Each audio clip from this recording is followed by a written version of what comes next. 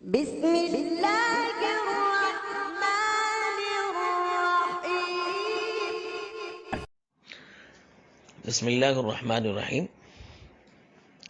آپ کے گھر سے اکثر چیزیں غائب ہو جاتی ہیں، جو قیمتی چیزیں ہیں، پیسے ہیں، الماری سے غائب ہو جاتے ہوں، یا کوئی بھی قیمتی چیز آپ کے گھر سے غائب ہو جاتے ہوں، انسان چوری کرتے ہوں یا جنات، تو اس عمل کو آپ کر لیجئے۔ اول آخر 11 مرتبہ درود ابراہیمی پڑھ لیں، پھر اس کے بعد 111 مرتبہ فاللہ خیر حافظا وہو ارحم الراحمین، یہ پڑھ کر اس چیز پر دم کر دیا کریں۔ ٹھیک ہے؟